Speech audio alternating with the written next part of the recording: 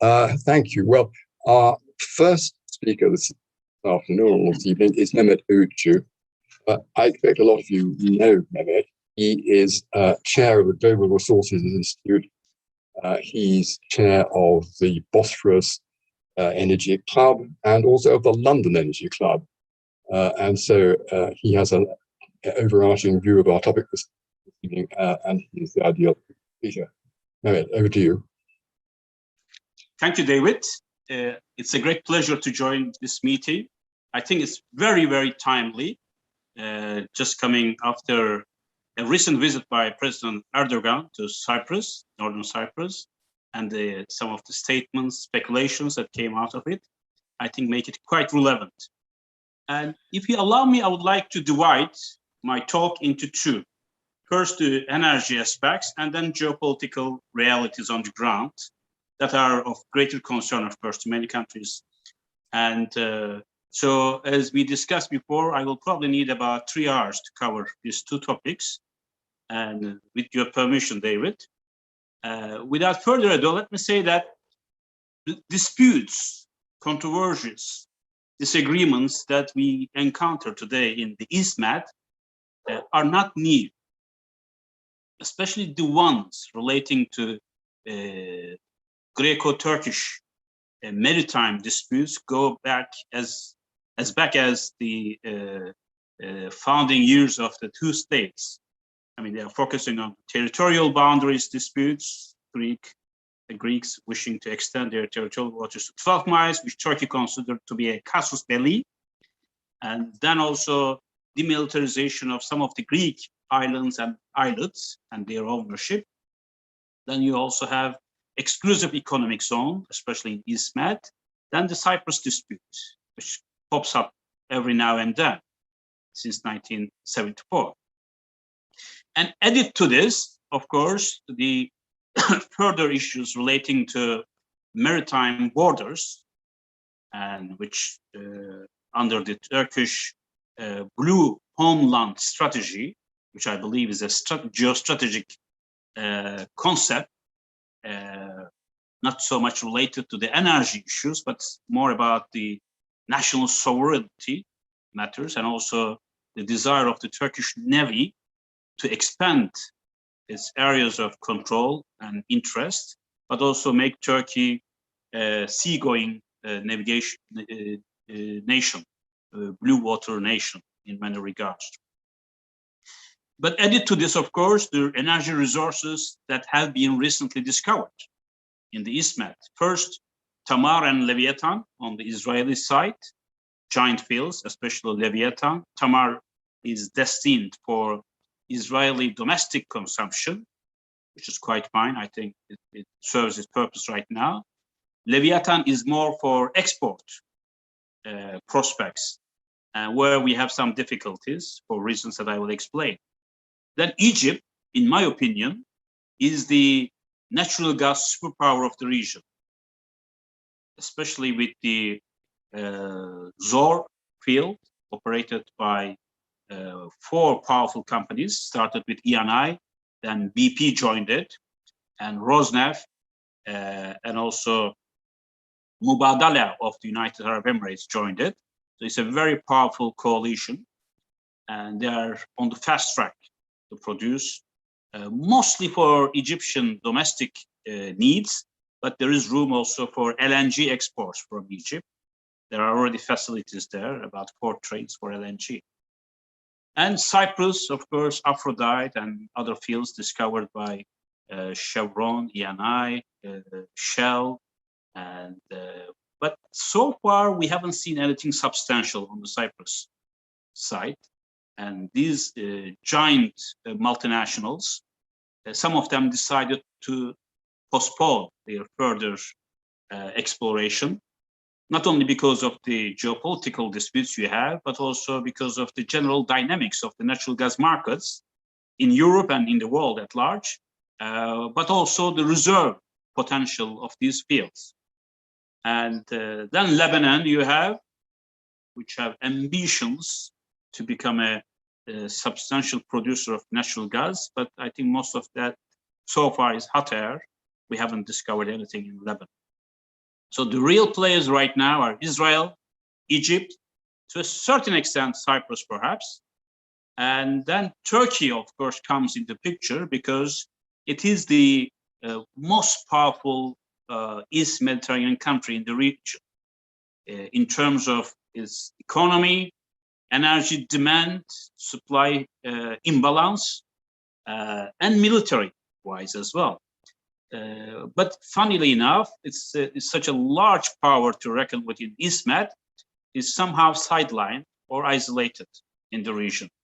It has significant disputes with Greece, of course, no surprise about that. Cyprus crisis is still on. And then with Israel, relations were downgraded. And with Sisi government in Egypt, and things have been significantly downplayed. Although there are some signals today that Ankara wants to upgrade its relations with Cairo, with Tel Aviv, even with Riyadh in Saudi Arabia. And there is a strong pressure on Ankara coming from both European Union, which of course strongly takes a stance in favor of Greece and Cyprus, 2 member states of the European Union, but also United States is putting a great deal of pressure on Ankara to de-escalate the crisis in agency as well as in EastMed. And so geopolitically speaking, Ankara has great ambitions as expressed in also Blue Homeland strategy, which is a quite opaque, not well-defined, unofficial strategy, but I think it fits very well into Ankara's current state of mind, fanning nationalism a bit, and because Erdogan is also allied with MHP, neo-nationalist group, and without which it cannot stay in power.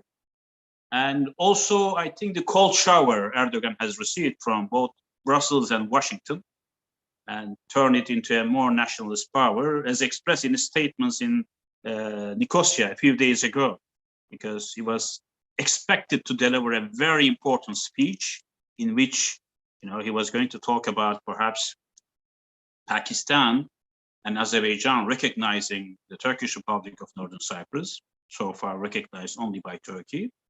And also there was an expectation that Ankara will be announcing the creation of naval and air bases in Northern Cyprus, which will enhance Ankara's hands vis-a-vis other neighbors in EastMed, which Ankara thinks are somehow gang up in a united front against Ankara. And so none of this happened. The good news that Ankara speculated for so long, I think this was a communication disaster in my view, was Erdogan pledged that Turkey will support TRNC to build a new presidential palace and parliament. Because currently TRNC president is sitting in a compound which was designed and built and used by the vice governor or commissioner of the United Kingdom. And on the Greek Cyprus side also, the president is sitting on the residential villa of the former commissioner or governor of the United Kingdom. And this is what came out. But there was another important statement with regard to the opening of Varosha, 3.5% of it only, because under the United Nations Security Council resolutions, all sides, including Turkey, are required to keep the status quo as it is. Anyway, but this is just to say that the East Mediterranean crisis that we are facing today is not only about energy, more about the national sovereignty, geopolitical ambitions, and the frictions that come from the past. On energy front, just few words without testing your patience. Today, natural gas markets are quite unstable. There's so much supply, abundance of supply, but the demand is picking up slowly. Therefore, the prices, even LNG prices, halved over the past 2 years. And I don't think that there is going to be a jump in the demand for natural gas. Therefore, it's not only in the EastMed, but all over the world. there's so much supply coming from not only pipeline gas from Russia all the way to Mozambique, Turkmenistan, Kazakhstan, in Latin America, and to the contrary, demand is low. We don't expect demand to jump over because also there is a trend, a very strong trend towards the EU Green Deal, where dependence on fossil fuels will be significantly curbed, and there will be more emphasis on renewables, energy efficiency, hydrogen, and fourth generation nuclear, perhaps, depending on which country we are in. And therefore, there isn't a strong urge to explore, produce, and also ship to high-value European or Turkish markets the EastMed natural gas. And I don't think that there is any prospect in the Asian markets or Pacific markets, because already US shale gas superiority there is taken. Then in Australia, you have currently about 12 LNG trains under construction. Therefore, whatever is produced in EastMed will be basically for domestic consumption and also for some of the littoral states' needs. And Turkey doesn't need so much gas because over the past almost 7-8 years, its demand is around 48-50 BCM. It hasn't gone up as predicted to 70-80 BCM.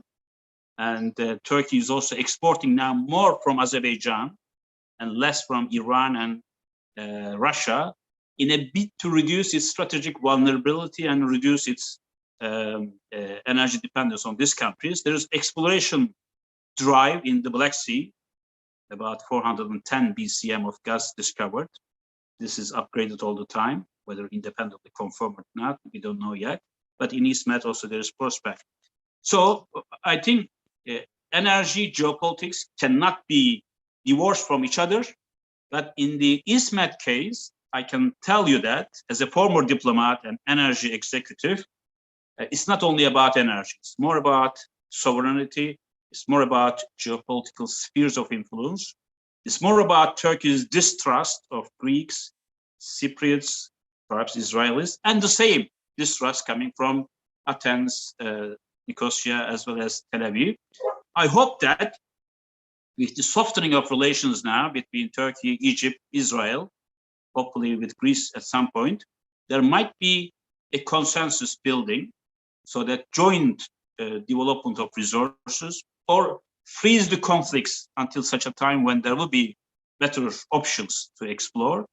And EU and US perhaps playing a more moderating role rather than taking sides, and Turkey joining EastMed Natural Gas Forum. There are so many other ideas that are floating around, but right now, I don't think that there is a great hope for each side leaving aside their own strong positions and try to reach a convergence.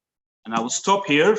I'm sure there will be lots of questions, and other colleagues will also address these issues. Thank you, David. Thanks very much indeed, Mehmet.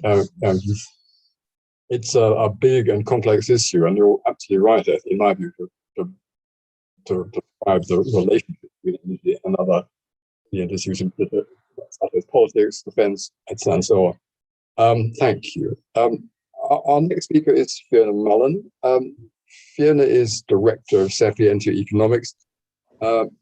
Amongst other things, Sapienta produces a monthly publication called Sapienta Country Analysis Cypress. It covers a wide range of issues, but amongst those is energy. And as I say, it's a very authoritative publication, and Fiona is a great expert on the subject right now discussing it. Thank you, Fiona. Thank you. So I am sharing a screen with everyone. I hope, can you all see it now? I'm assuming you can see the screen. Yes, it's all good. Good, okay. So that's really neatly moving on actually from Mehmet's introduction, because it saved me having to repeat some things. But what I've been involved in trying to solve the Cyprus problem professionally and voluntarily for many, many years. So I like to think about solutions, and what I'm going to propose now is try and give a vision of what might the kind of cooperation that Mehmet mentioned at the end, what might that look like and how do we get there? So to give a bit of background, which I can skip through quite fast since Mehmet mentioned it, a bit of myth busting on EastMed gas. What's the good news? What's the ingredients we already have for potential cooperation? What might that look like in a positive scenario? What are we missing at the moment, which is mainly all on the geopolitics? What can we do to fill those gaps? And what are literally the practical steps? So again, alluding to some of what Mehmet said about who should be involved in this, and then some conclusions. So the 5 myths to bust are, we really need to take a reality check. EastMed gas will never ever replace Russia in terms of importance. Russia has 30 years, Russia could supply with these reserves the EU for 30 years and nobody else would have to sell them any, and they wouldn't have to sell to anyone else. Whereas the EastMed, minus Turkey's latest discoveries, couldn't even manage 3 years. So it's important regionally, but it's not important globally. We have another problem, and it's a newish problem with Egypt. So it found a lot of gas in Zohr, but it's using it very fast. You can see production now is actually falling, partly because it was in such a hurry to use Zohr. It's struggling to become a net exporter. So even Egypt, which, as you can see here, is the biggest in the region, they're likely to gobble their own supply. EU demand was already challenged even before the Green Deal. It's fairly stagnant. There was a bit of a bump in 2020. I don't know, is that because we were all at home, not going anywhere? I'm not sure. And gas as an energy source has already been in trouble for at least 5 years now. So in 2015, on what Lazard Capital Markets calls the levelized cost of energy, it was already overtaken by wind and solar, and all indications are that that will continue. Now, this is something I actually need to update because prices have moved a bit, but suffice it to say that deep water gas, which is EastMed gas, it's very challenging to commercialize it, very challenging to make a profit to get it out of the ground, especially at prices. Okay, prices are higher now than they were back in 2019, 2020, but you need to know that you're consistently going to get these prices for at least 15 to 20 years to commercially export. And at the moment, the only sort of surefire commercializable route is a pipeline from Cyprus to Turkey, which of course is not happening for all the political reasons. So interim conclusions is that gas alone is not a path to riches. The political cost of the gas conflict is already very high. So if you are going to have an EastMed market, you need to go beyond gas. But to do that, you need everybody in the region to be getting on with each other. So what's the good news? What do we already have that we might be able to build on? And Mehmet mentioned a number of these. So we already have Israel and Gulf rapprochement starting. That is already leading to talks about oil pipelines from UAE to Israel.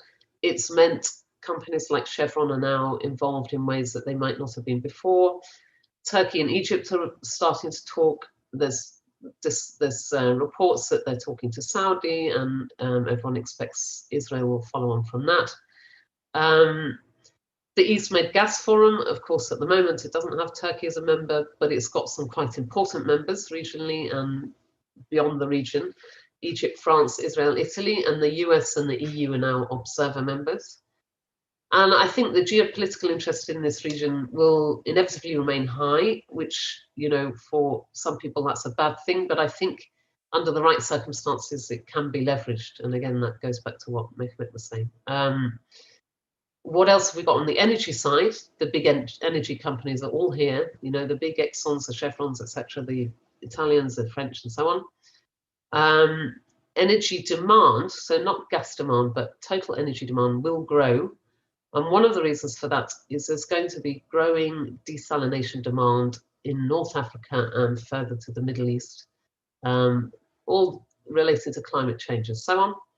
Obviously, we have a lot of sun, lots of potential for renewables. There may be infrastructure for hydrogen as well. And all part of this is that electricity interconnectors are going to feature quite strongly. So what would a prosperous integrated EastMed energy market look like?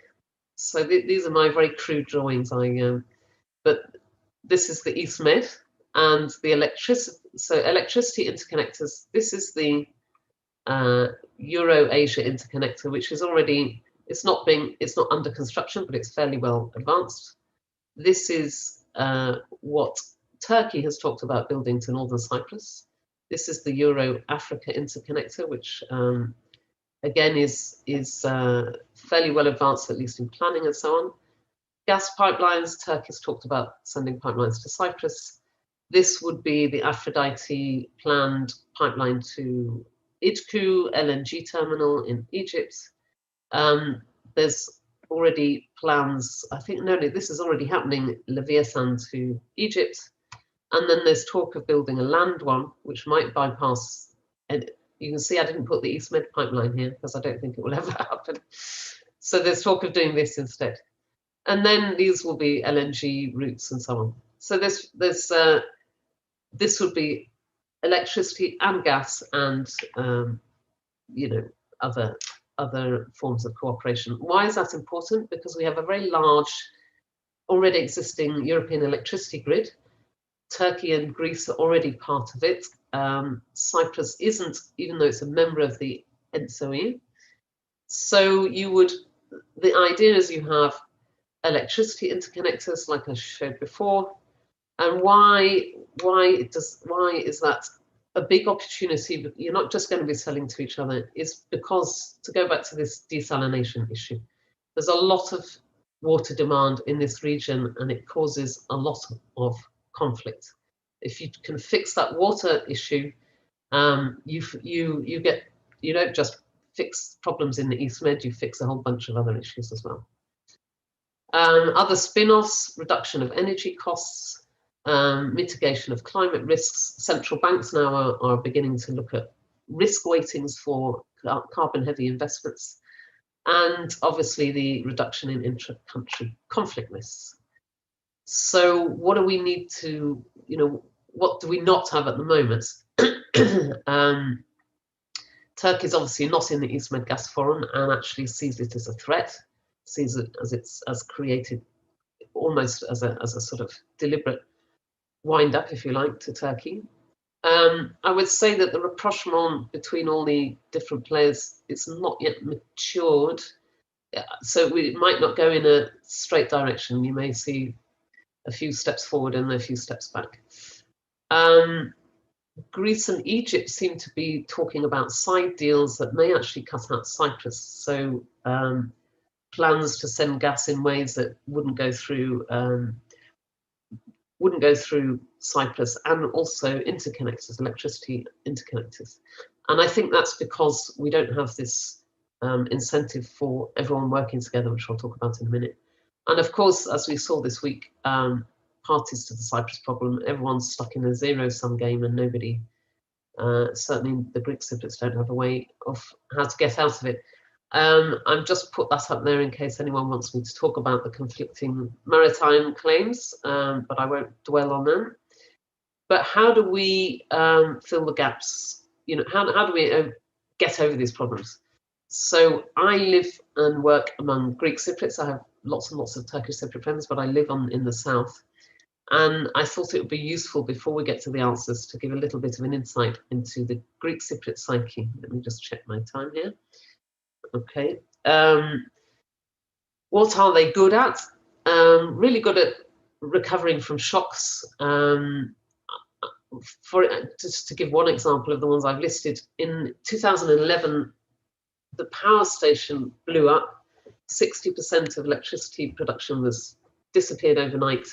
And within 4 weeks, we were back on 24 hours a day electricity supply. And even in that intervening period, I knew that at 1 o'clock I was going to get a 2-hour power cut. So I knew that I had to go get my work done by then, and then just sweat for 2 hours. So related to that, they're good at sort of getting by until tomorrow. That's probably a byproduct, I think. You know, it's thousands and thousands of years that Cyprus has been seen as a good place to land by various external powers. They're good as a small country at network building with bigger power players, much to the annoyance of Turkey, of course. And most recently, I think we've even seen the influence of the Greek-US lobby as well. And what they're good at is responding to positive, especially financial incentives. The most recent example of that is the EU Green Deal. Literally, I would say even a year ago, but certainly 2 years ago, nobody was interested in green. Nobody was interested in the structural reforms that you need to get this EU money. And all of a sudden, all of these structural reforms that were not possible during the Troika period when the bailout program has suddenly become possible. So electricity liberalisation, reform of the judicial system, etc. Where do they fall down?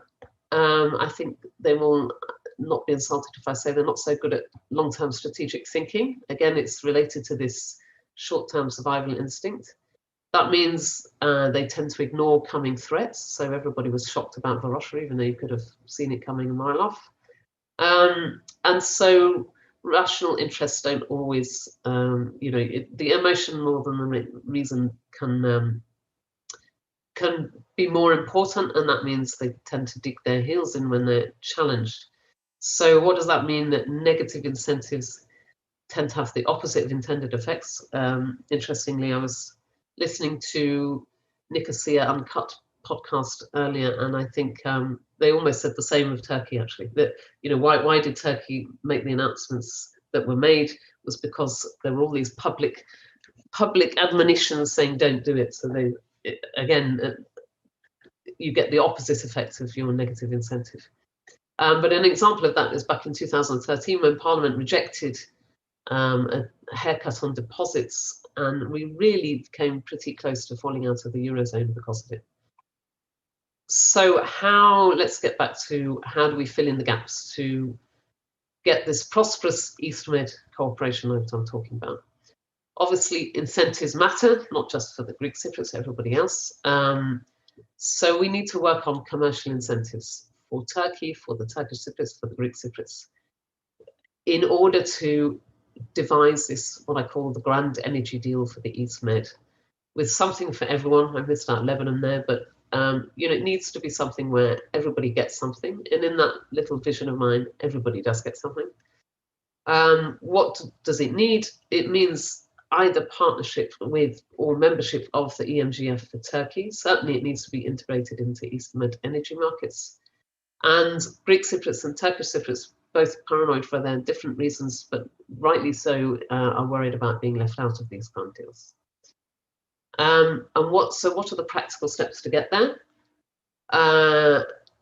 There's really 4 or 5 steps. First of all, somebody, and I will say who in a minute, somebody needs to design the incentives for cooperation. Then you wave the carrots at the politicians. That helps de-escalate the East Med and incentivizes ultimately a mutually agreeable settlement of the Cyprus problem, which also paves the way to finalize the grand deal. So you say, look, this is what you could get if you can cooperate, but we need to fix this first, and okay, now you get your big grand deal.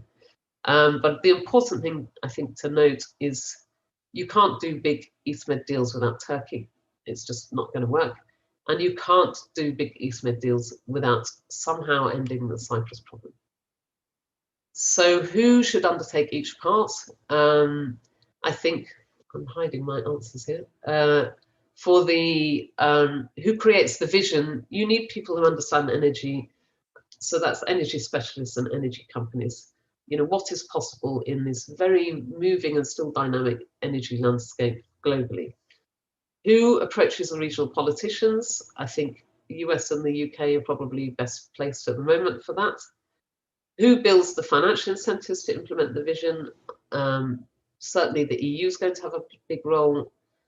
Obviously, once you get to negotiating a Cyprus problem settlement, that will be the UN.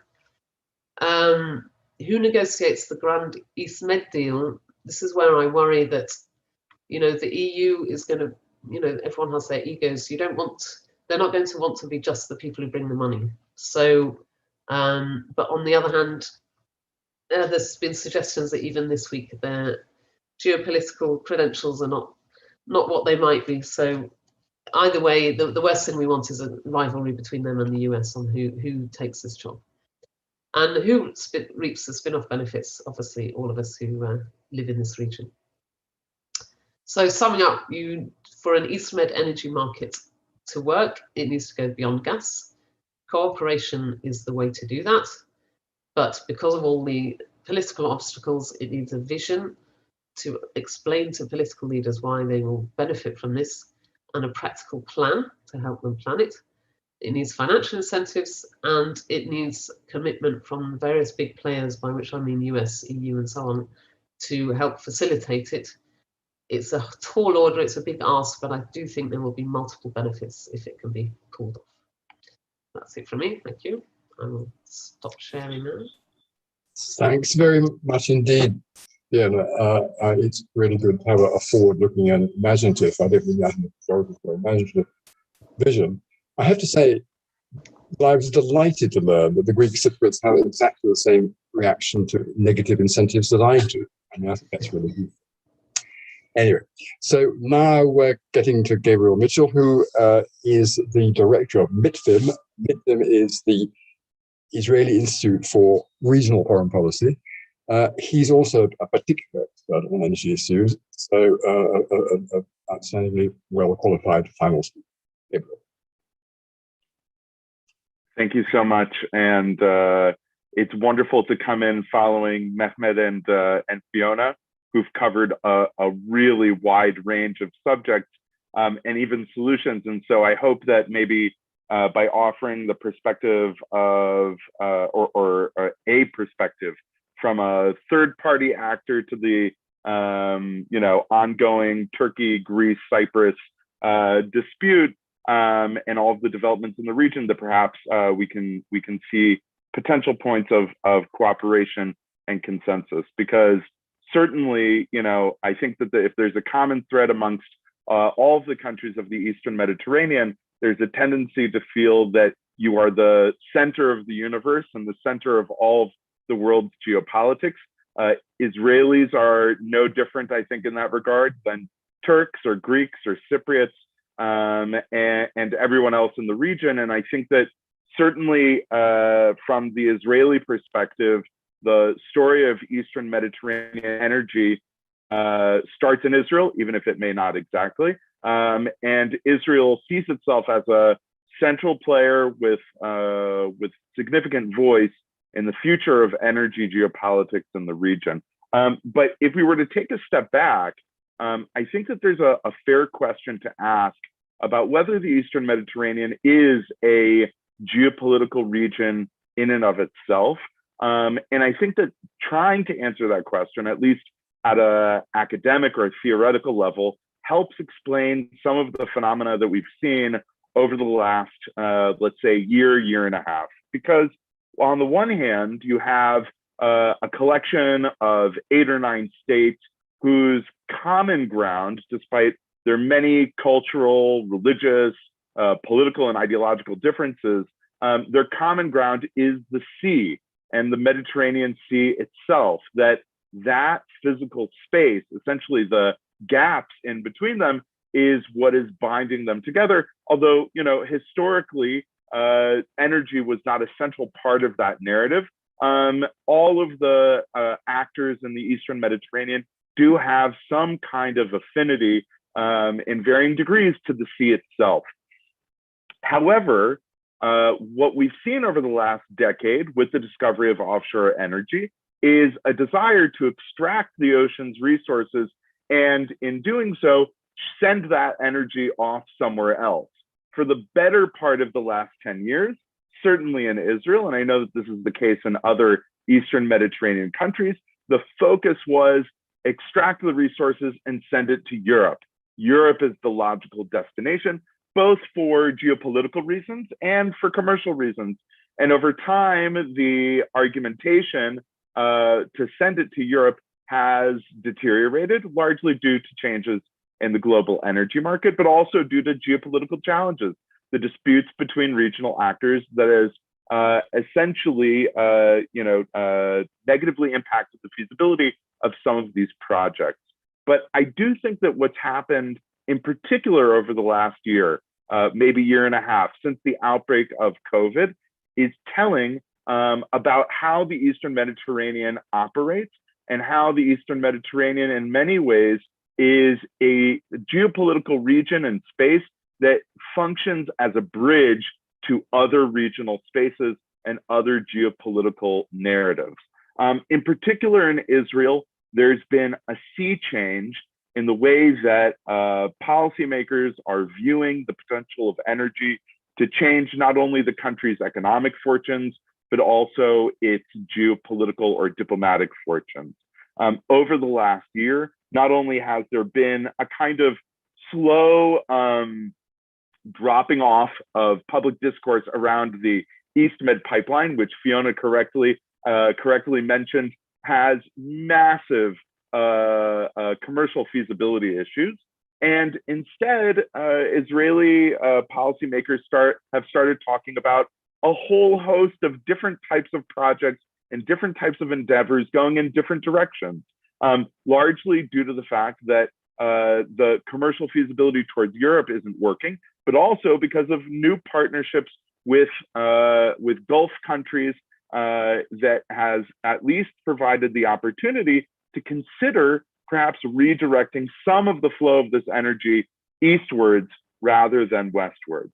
I think that at the end of the day, Israel isn't quite certain what direction all of this is going to go. But the interim period that the pandemic provided offered an opportunity for policymakers to think outside the box, to reassess.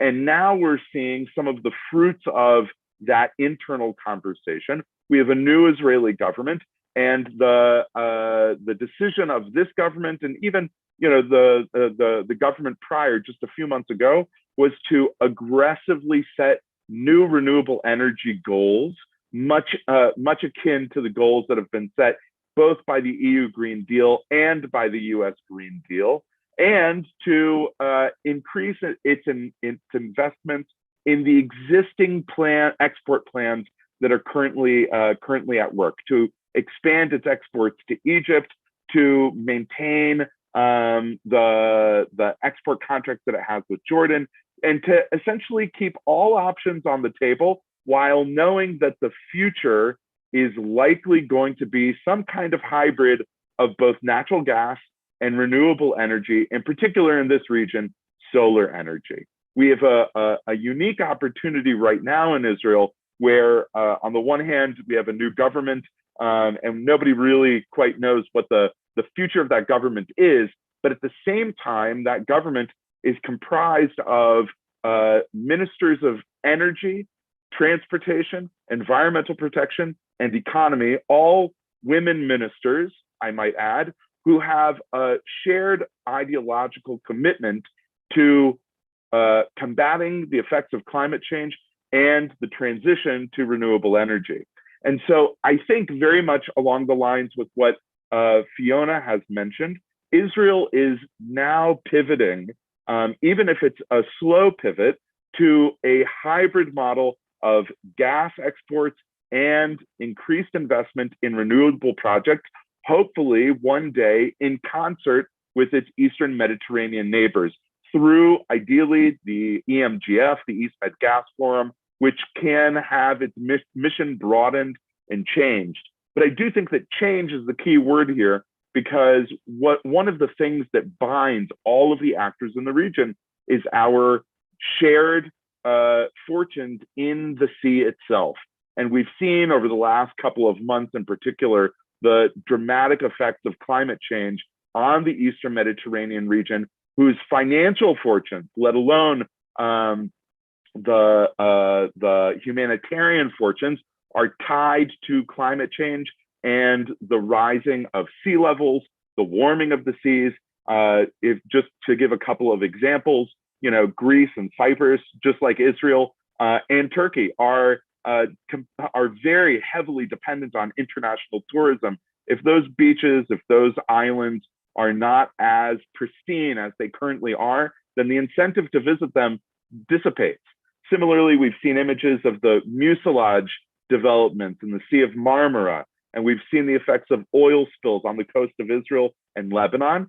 All of these things are byproducts of, first and foremost, a lack of communication and coordination between the countries of the Eastern Mediterranean, an overemphasis on the development of offshore resources without thinking about what needs to be done to protect the primary resource, the sea itself, which we all benefit from. And so I think that this change is happening, but it needs to happen more aggressively, and it needs to be both bottom up, but also top down, you know, from the political level, explaining to the public. And not every country in the Eastern Mediterranean has an active green society. Not everyone in the Eastern Mediterranean understands the effects of climate change, but to really put it in clear terms that the purpose of expanding the opportunities of energy cooperation into renewables is in part due to a desire to maximize the opportunities for regional cooperation,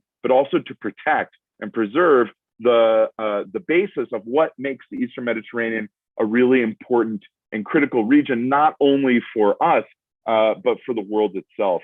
So similar to what Fiona mentioned, you know, I think that the trade-off of desalination for solar-based electricity is a model that Israel is increasingly embracing. There are projects in place that have been, at the very least, put on paper to do that with Jordan, with the Palestinian Authority. And I think that that's a model that can easily be copied and manufactured in other spaces, because if we look at the Eastern Mediterranean, we're not just talking about a geopolitical space where there are ongoing sovereignty conflicts between Cyprus or on the island of Cyprus, and between Turkey and Greece, between Israel and Lebanon, where we're also talking about a space where there are still ongoing civil wars in Syria, in Libya, right? And spaces where there are extreme water shortages. So there's a lot of reason to put the gas that has been discovered to use for desalination, to invest in renewables, and really to think about creative ways of using the existing international framework of the EMGF to create linkages between regions, between Europe in one direction and the Gulf in the other, and really try to find the ways in which outside actors like the United States, like the EU, like the GCC can play a critical role in not only mending the fences and patching up the differences between the parties, but also financing and building some of these projects. I don't know whether these kinds of plans can resolve some of the deeply ingrained grievances and conflicts that exist between all of the parties. But I can say that 10 years ago, before the gas was discovered, Israel and Lebanon had zero mechanisms for meaningful mechanisms for engaging in deconfliction and even direct negotiation. And at the very least, because of the discovery of natural gas, those two parties are engaged in indirect mediated talks by the United States and with UN participation. So there are models for engaging in these processes. Not everything may be resolved, but at the very least, I think the conversation around environmental protection and climate change could be a vehicle for other forms of cooperation, even if it doesn't necessarily mean complete total conflict resolution in the immediate future. I'm going to leave my comments at that, and I'm obviously looking forward to our conversation. Thanks very much indeed, Gabriel. That's terrific, and a great prelude to the Q&A. I'd like, if I might, to use my privilege of being here to ask a question first.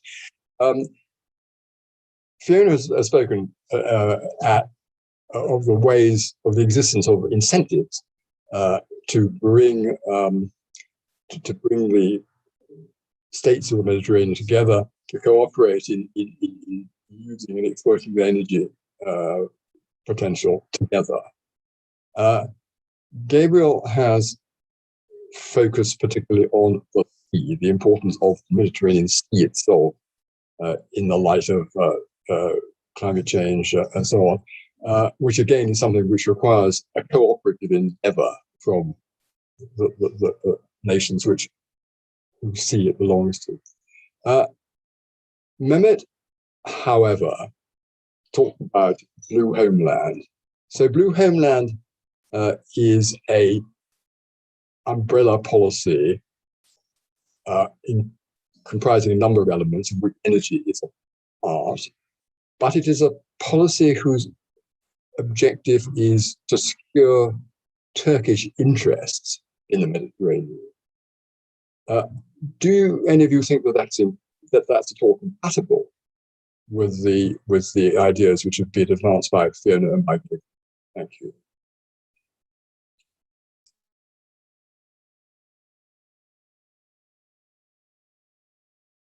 Is the answer no? If you want an answer to the question from either me or Fiona, I mean, I think that, you know, one of the wonderful things about the Eastern Mediterranean is if you like maps, this is the place to come, because every country has a different map, and every news site has produced a different map of all of the different disputes between the parties.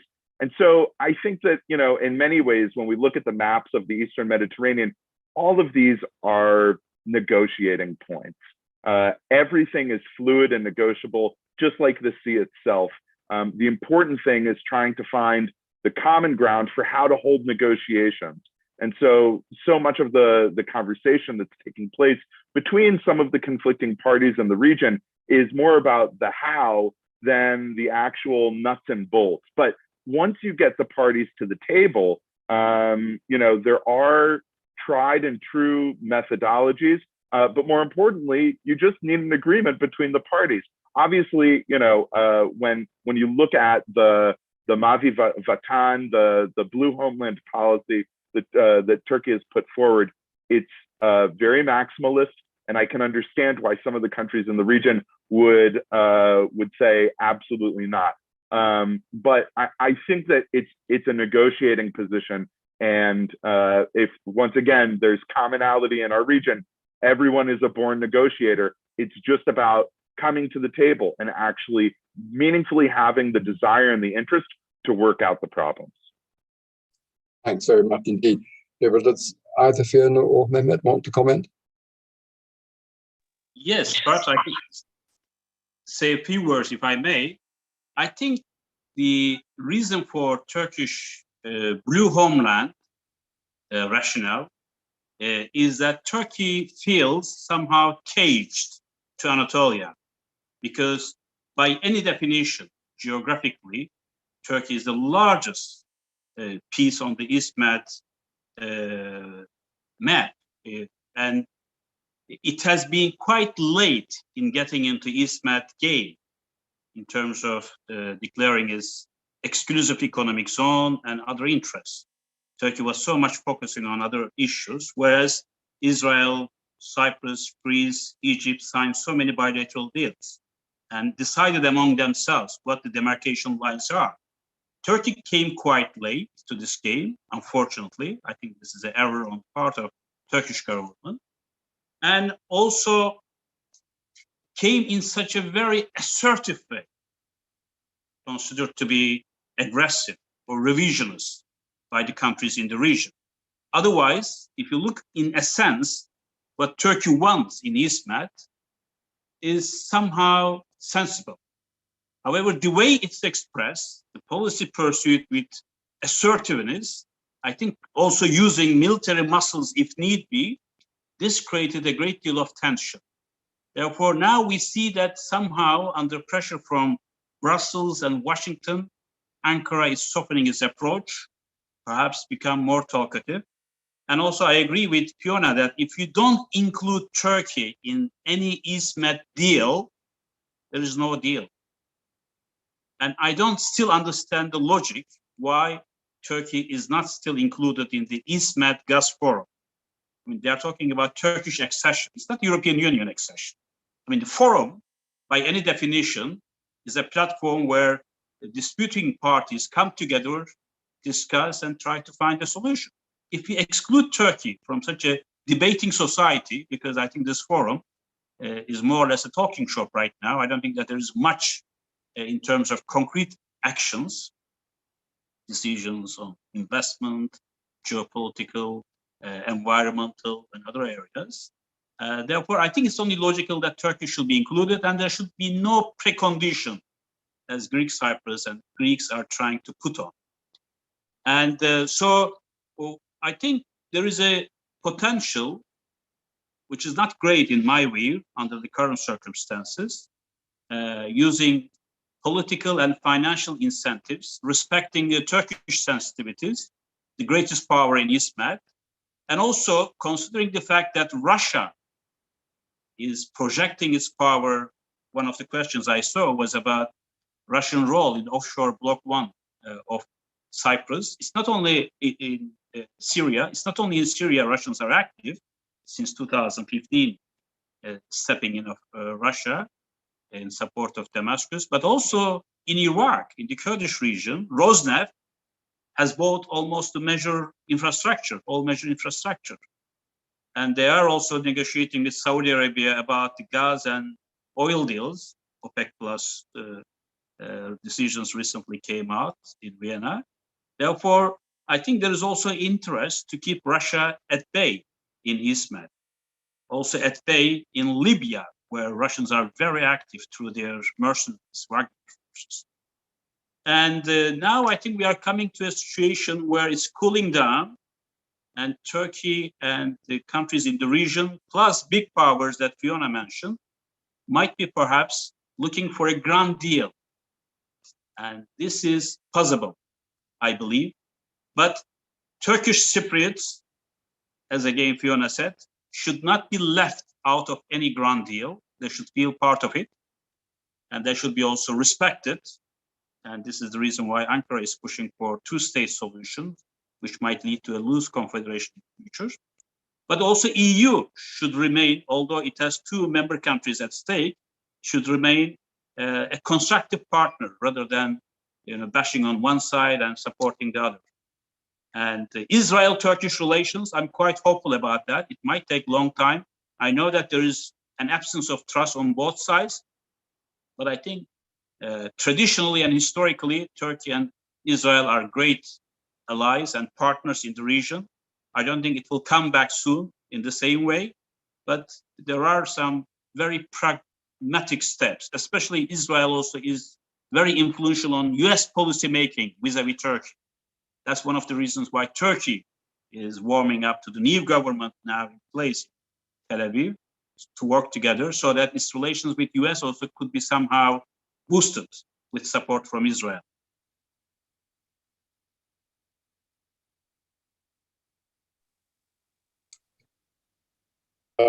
Thank you very much, Mehmet. Thanks. Fiona, do you want to add anything? Just briefly that I suppose, as I understood your question, is the Blue Homeland incompatible with an EastMed cooperative vision? And I think I'm not a Turkey expert, but my understanding of where does this Blue Homeland doctrine come from is it's all about security. So if we need to expand in order to sort of secure our borders, so to speak. But I think you could, if you're trying to persuade Turkish policymakers, it's all within this same context. If you're cooperating and got economic and commercial interests with all of your neighbours, then that is securing your borders in another way. In the same way that this is how the European Union started, if you like. But so I think it, with some they should. They might be seen as incompatible at the moment, but I think that they don't have to be. If it's seen as part of a broader security interests. Thank you very much, Fiona. Well, we have a lot of questions. The next one is a fairly specialized one. I'd be glad if any of the panel could answer. It's from Isan Malik, and his question is, what are the panel's thoughts on Russia's entry into another part of the Eastern Mediterranean, the recent award of Block 1 in offshore Syria? I'll take that one on.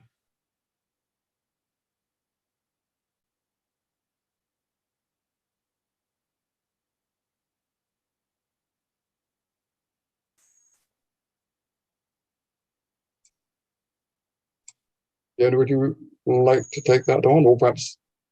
I don't know. Mehmet, I think Mehmet mentioned something before, so I'll let him go ahead. Right.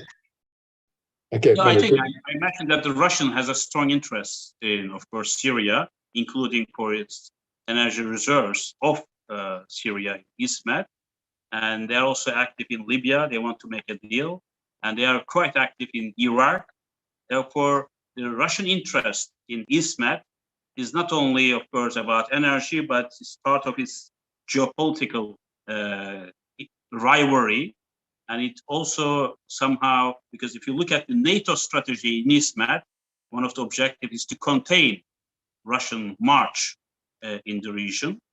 And Russia also like to somehow influence some of the NATO countries like Turkey, Greece, cooperate with itself, not only geopolitically, but energy fields as well.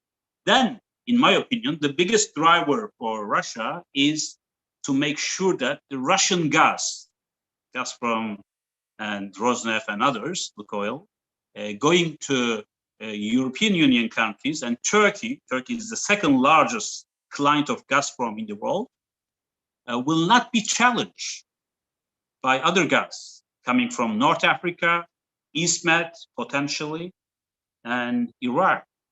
Therefore, I think there is a strong Russian interest. Whether we should let it go depends, of course, not only on us, but on Russia's power and the willingness of the host nations.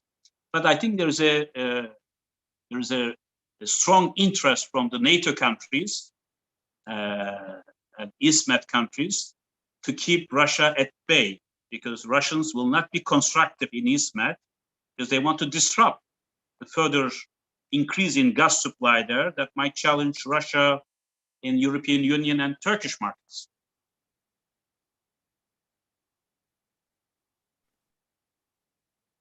If I was to just add, yes. just very quickly, I agree with what Mehmet put forward.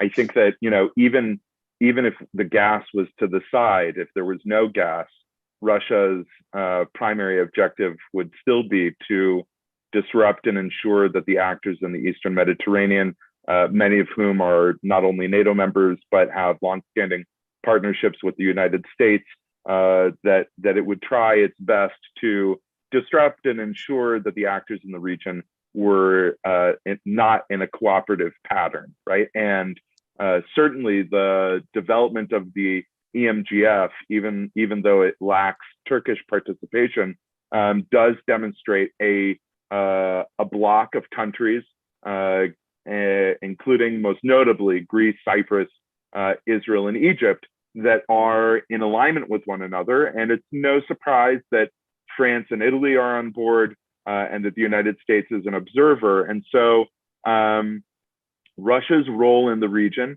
is likely going to increase so long as the countries in the region try to put aside their differences and cooperate with one another. So the risk, or the point that all of the countries need to keep in the back of their mind the moment that we start talking about grand deals, or some kind of understanding with Turkey, is that the moment that opportunity is bare and made present to other actors, that is when Russia is going to place the greatest amount of pressure. But there is a large game being played both by the United States and the EU and Russia, and of course, increasingly China, although China amongst the four parties is at the very least the least invested in terms, certainly in a hard power sense, but its soft power investments are increasing. Thanks very much, Gabriel. I mean, I think all three panelists are demonstrating how volatile the situation is. I mean, it's a rapidly changing situation. There are a lot of transactional relationships, all of which complicate the picture that we're looking at. I've got a question from David Blackman, who asks, is Turkey doing gas exploration only in the Black Sea? Is this inevitable at the moment? Mehmet, is that for you? Well, let me try to answer if you pose the question to me. As I mentioned in my also remarks, Turkey is trying to reduce its strategic vulnerabilities and energy dependence on Russia and other suppliers. And as a result, there is so much effort put into exploration in the Black Sea, the Agency, and EastMed. So far, the only feasible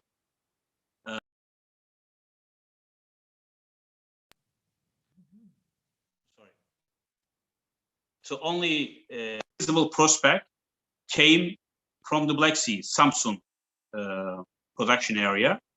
And the reserves, according to Turkish Petroleum, which I believe should be independently verified, show that about 410 BCM of gas. If you consider Turkish consumption of about 47, 48 BCM per year, if all of these reserves could be transformed into production, this is almost 10 years of Turkish consumption. But I'm a bit skeptical on that, because it takes minimum 5 years to explore, produce, bring to the surface, also perhaps clean it of high sulfur levels, and reach to the consumer. Therefore, I think these reserves are only indicative, and it will take some time. Even Zohr field in Egypt took 3 years with 4 powerful consortium partners. And however, this is also a political popularism on the part of President Erdogan to show that every now and then he announced upgrades to these reserves. We should not also forget the fact that because of the Green Deal, because of the climate change issues, there will be less and less appetite from investors to put money into new natural gas investments, into new pipeline infrastructure. Therefore, EastMed pipeline, which Gabriel said, it has massive disincentives somehow in terms of feasibility. The same goes, I think, for Turkish Black Sea gas exploration. If it's going to be more expensive than what Turkey can buy from Azerbaijan or Iraq's KRG or LNG coming all the way from the US and elsewhere. And so I don't expect too much enthusiasm on new natural gas investment and the pipelines. Therefore, perhaps there is too much hype when we talk about how to evacuate, how to get the EastMed gas into high-value markets. First, the market's demand is declining. There's less demand than before. Secondly, you have LNG replacing pipeline gas increasingly. Thirdly, renewables, hydrogen will be substituting natural gas to some degree, not as much as coal and oil, but still, I think the demand for natural gas will be flat or lower in the long run. There will be a peak in demand. Hence, Turkey still needs gas, 48, 50 BCM. Of course, it will prefer to produce its own natural gas if the prices as a result of exploration and production will be less than what it can buy from the neighboring countries. Thanks very much, Mehmet. Does any other panelists wish to comment on that question? No, okay.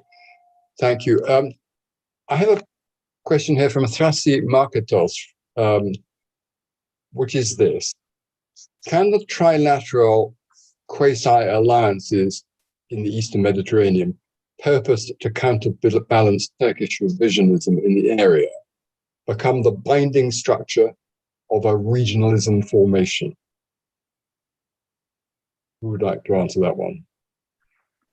I can try. I mean, I think that one of the things that we've seen, let's say, in parallel to the formation of the East Med Gas Forum, are these trilateral partnerships. One between Israel, Greece, and Cyprus. There's another between Greece, Cyprus, and Egypt. There's the Paphos Forum, which included Greece, Cyprus, Israel, and the UAE. There was the Philia Forum, which took place which was held in Greece, that included Saudi participation. Correct me if I'm wrong. So there's all of these kinds of diplomatic developments and formations that are taking shape.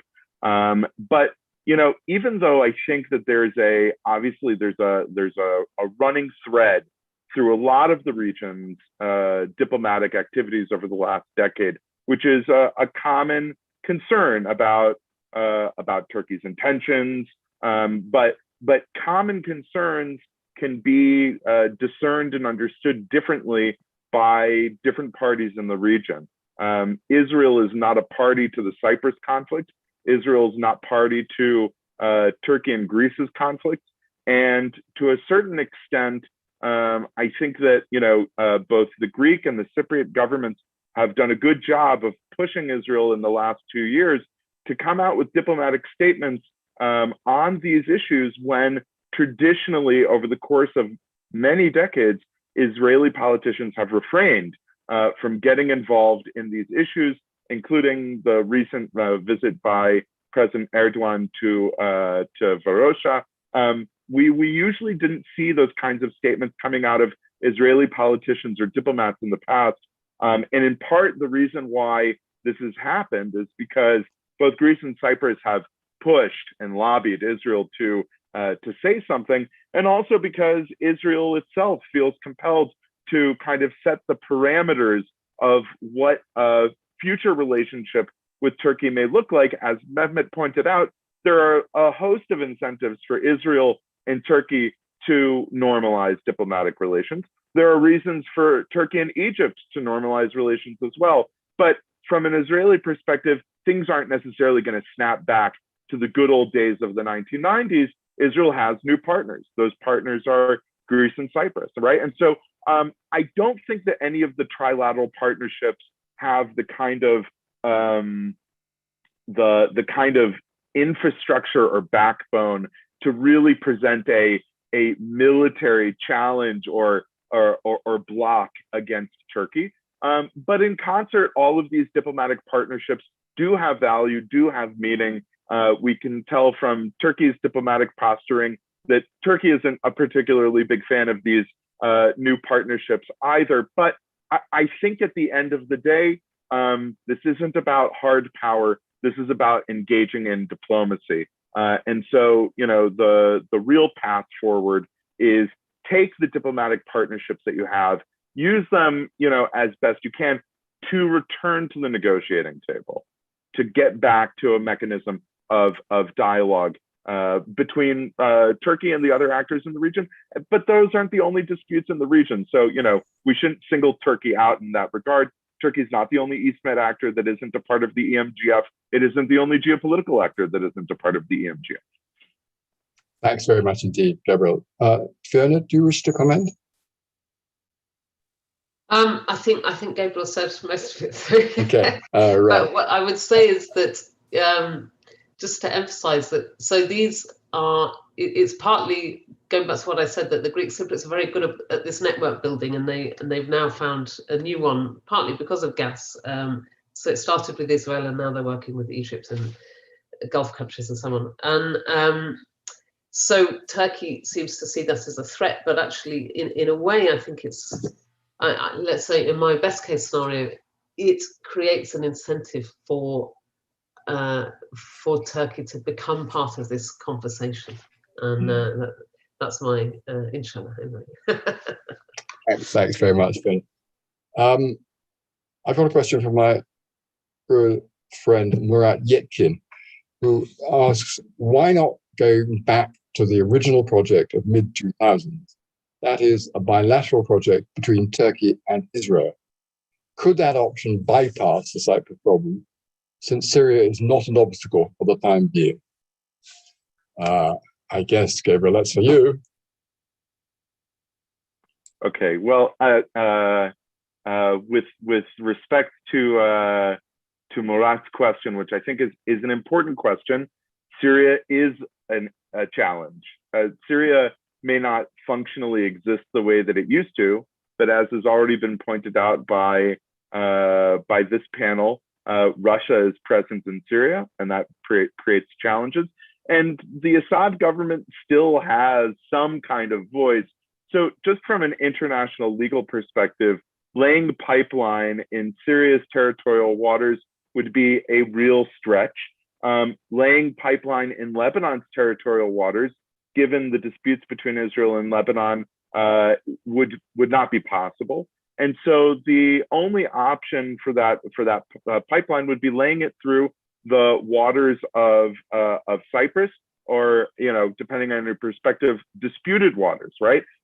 So that makes the project very tricky. It makes finding the international actors that are going to finance that project very tricky. And Israel, because of its relationship with Cyprus, isn't interested in getting its head underwater on this one, right? So I think that I'm very curious as to what Mehmet will say. I've certainly heard people argue that even the Israel-Turkey pipeline proposal has commercial feasibility challenges. And so I don't think that it's only about geopolitics, but it's a healthy mix of geopolitics and everything else. Thanks, Gabriel. Mehmet, do you want to comment? Yes, just a few words. I don't think that it is feasible today. Perhaps it could have been feasible back in 1990s as a geopolitical project, not a financially viable project. And today, if there is a ground deal between Turkey and Israel, still you can talk about it. But I don't think that Israel will trust Turkey for building such a pipeline, which will have operation of more than 40, 50 years. Neither Turkey. So I was involved in the BG groups, British Gas, because I was managing British Gas operations in Egypt and Gaza Marine as well. And we had huge difficulties. Israeli-Egyptian pipeline, bombed all the time, explosions, and because of the political disputes on and off, and it didn't work. And in today's world, as I was saying, it's not only geopolitical risk, terrorist risk, or off and on, depending on who sits in Ankara or Tel Aviv, but also financiers who make the decisions will not put a penny behind any gas infrastructure of this type, which is so much fraught by geopolitical risk. Plus, as I said, this is the green energy age now we are entering into, and nobody is willing to put money behind fossil fuels, exploration, production, or transportation. Therefore, I think even Turkey, Israel, Cyprus, Greece, Syria, Lebanon all agree on such a pipeline. You will find a hard time to finance such a project. It's going to be like what Nabucco we experienced in Nabucco, gas coming from Azerbaijan all the way to Baumgarten near Vienna.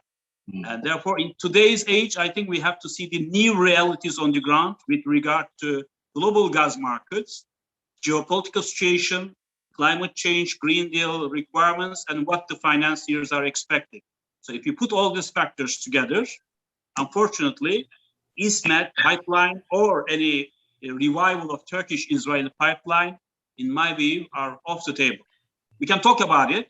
These are nice political rhetoric topics, but in reality, it will not come to fruition.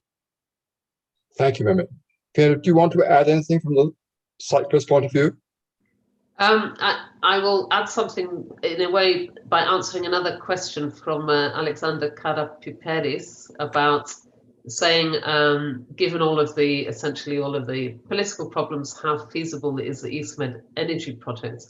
And the answer to that is precisely because of what Mehmet just said.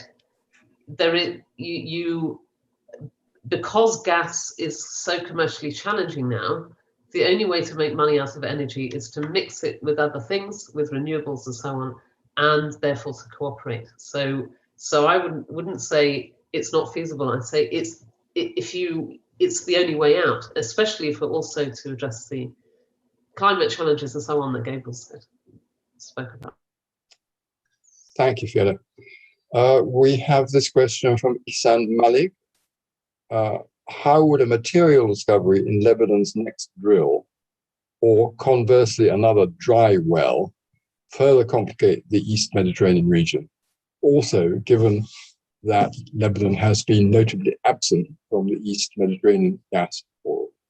Who would like to answer that? Is that in your neighborhood, Gabriel? Sure. I think that, Isan's question applies to any kind of discovery. If there's another major discovery made in the Eastern Mediterranean, it'll change the commercial calculus and the geopolitical calculus by the actors. So it applies to Lebanon, where there's at the very least, some reason to believe that there are some offshore fields, but it would apply anywhere else. The reason why Lebanon is such a complicated situation is multifold. First, Lebanon's not a member of the EMGF, right? It's not a part of this developing regional forum, and so it would have to figure out what kinds of partnerships would make that gas viable if it sought to export it, right? Which Lebanon has its own serious domestic electricity demands and needs. And I would say, if there was a major find in Lebanon, the first purpose would be to use it domestically, provided that Lebanese politicians are thinking about it in the correct manner. And perhaps, even from that point, Lebanon could be thinking of export on land rather than thinking about all of these maritime routes, which might be commercially very complicated and very difficult. But I do think that, a discovery in Lebanon would, at the very least, push the question of Lebanese participation in the EMGF. Naturally, Lebanon is not a member of the forum due to its complicated and difficult relationship with Israel. And it's unlikely to do so, even if there were gas finds made. But I do think that from the Israeli perspective, there would be a desire to find a creative solution to incorporate Lebanese participation. We're living in the digital age, so half of the EMGF meetings are held over Zoom. There's got to be a way of creating Lebanese participation and Israeli participation simultaneously. Israelis and Palestinians managed to do it. So I do think that there might be creative ways of solving that. But the big picture in the Eastern Mediterranean, just to reiterate the point, another big major discovery would change the calculus.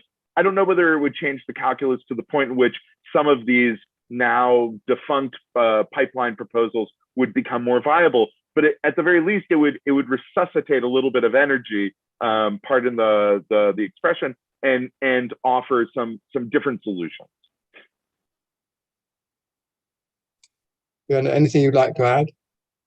No. I think, Gabriel, this is one for you. You touched earlier, very briefly, on your new government. So here's Anders Mutsuris asking the big open question. Do you think the new government in Israel will change the dynamics in the Eastern Mediterranean?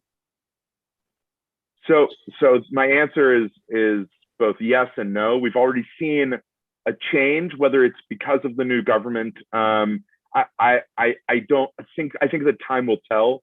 The first is, as I mentioned, we have a government that is ideologically very diverse, but a number of the key ministries are held by parties from the political center left, And so coordination amongst those parties and those policies may push Israel more towards a renewable direction. How it affects its engagement in the Eastern Mediterranean is less certain. Although, as I already mentioned, Israel took a very firm stand this week on questions relating to Cyprus, which in the past Israeli governments were more reticent to do. Is that because of the nature of Erdogan's visit? Maybe. It may be because Israel's government is comprised of individuals who, at least in the past, have had very critical positions of Erdogan and the Turkish government over the last 10 years. But I think that time will tell. It's too early. And as I mentioned beforehand, all of the incentives for normalization between Israel and Turkey that existed prior to the escalation between Israel and Hamas in the month of May, all of those incentives still exist today. And so while I do think that it'll take time, that's the thing that maybe this government doesn't have, but give it a little bit of time and maybe we'll see. Thanks very much indeed. Does anyone else want to make predictions about that? Okay. Yes, just if I could. Oh, yeah. Yes, Mehmet. David, I can say a few words on that because I was talking actually about this particular topic on I-24 Israeli TV for about half an hour. The point I made was the telephone conversation that President Erdogan had with the new Israeli President Herzog, almost 40 minutes. I think it was a signal of how the relationship could be resumed once again, not because Israelis or the Turks love each other, but I think crude geopolitical realities, also the pressure that Ankara is having from Washington, made it possible.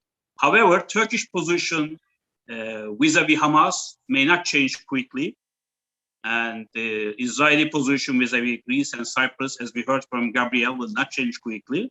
But I think if you take steps gradually, there might be more confidence building, because clearly I see, talking to my Israeli friends in government, in military, and also in Turkey, I see that trust is not there yet.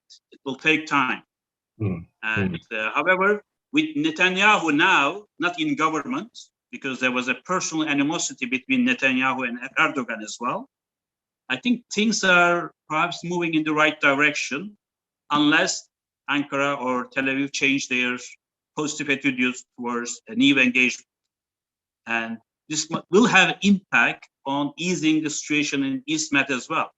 Because from the very beginning, I think Israel has acted very smartly and intelligently, not taking clear sides with Egypt, Greece, or Cyprus, because they are not directly involved in this bilateral maritime disputes. I believe that this position from Israel will continue. I think it will also win some brownies in the eyes of Ankara. And now with Egypt also coming into the picture, Saudi Arabia, I believe that if the current trend of détente in EastMed continues, we can expect more accommodation and more dialogue and partnership rather than flexing muscles and tension. Thank you very much, Mehmet. We have a question from Öğütçü. What did Turkey do wrong in its aggressive EastMed policy in 2020? And why did Turkey follow such a policy? Was it just through the influence of the Blue Motherland theory, which was propagated and exaggerated by certain neo-nationalist former army officers? Or does the AKP government have a broader vision and plan in taking those steps in the East Mediterranean in 2020? Turkey now appears to be retreating from that policy. Do you agree? Well, Remember, yes.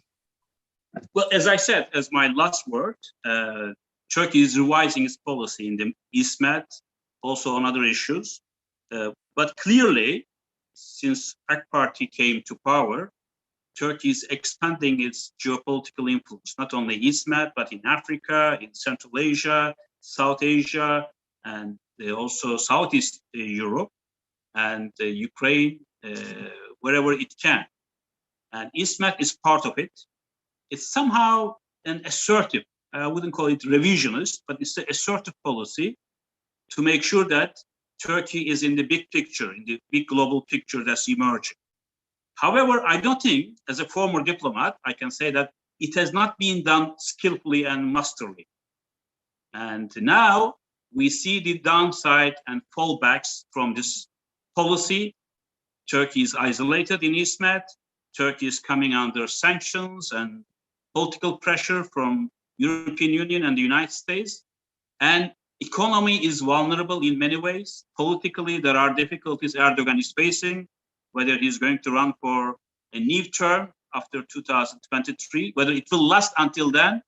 So there are so many factors, and he played into the domestic audience to a great extent, fanning the nationalist feelings. And therefore, now perhaps having reached the limits and seen the hard realities, without abandoning its approach to become a global power or regional power to reckon with where we are, perhaps it's going to revise its policy so that it will not come under further pressure when Turkey needs to focus on its own domestic problems. Thank you, Mehmet. Who else would like to comment? It's a good question. I have a theory, which is that so the sort of Cyprus element of this is, so for those who don't know, Turkey has been drilling in the Republic of Cyprus exclusive economic zone, in blocks licensed to ENI and Total. So quite as Mehmet puts it, assertive. And obviously there was trouble with Greece as well last year. But one of my assumptions about why was Turkey doing this was, let's say, from the Cyprus problem policy, was it needed to make the Cyprus problem hurt for other people, and so in a perverse kind of way, I think it's sort of positive because it means that Turkey needs an end to the Cyprus problem. Otherwise, it wouldn't take such big risks to force the issue. So what did Turkey drilling achieve? It meant the EU got interested. It meant suddenly people started to say, "Oh my goodness, there's an issue here. We have to deal with it." Of course, it hasn't taken us any further at the moment, but I think that this sort of, there's a general strategy to make things as difficult as possible for the Greek Cypriots, and part of that was the EastMed. But as I think Mehmet mentioned, it seems to have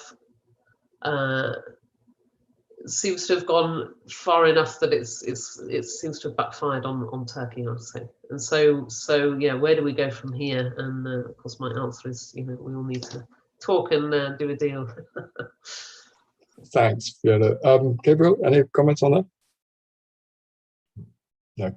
Anyone? I agree with what was said. Okay, fine. Okay, thanks very much. This is more a comment rather than a question. I think Murat Yetkin, who you answered earlier about the old project, Israel-Turkey project. He points out that the Turkey-Israel project included an oil pipeline carrying Russian oil to the Red Sea via Turkey and Israel. I don't think we need to comment further on that, but it's a further amplification of the geopolitical purposes, if you like. We have a question from Alexander Karapateris, who asks, assuming the geopolitical risks are too high and any foreseeable solution, mainly due to Greek-Turkish rivalry, I see. In Turkish-Israeli relations, from sorry, you've got in front of you. It's quite. I don't know if you can understand it better than me. Assuming the geopolitical risks are too high, and any foreseeable solution in difficulty, if you like, because of Turkish-Greek rivalry, Turkish-Israel relations, and all that's going to take more than 10 to 15 years, with the EU green agenda dominating future policies. At the end of all this, how feasible is an East Mediterranean energy project? Would like to answer that one. Just to repeat what I said before, that I think given the realities for natural gas, given the realities for climate change, and so on and so forth, it's actually, if it feels, it may be the only way for this region to deal with all of its multiple issues, especially on energy and environment. Anyone else? I agree with Fiona. I mean,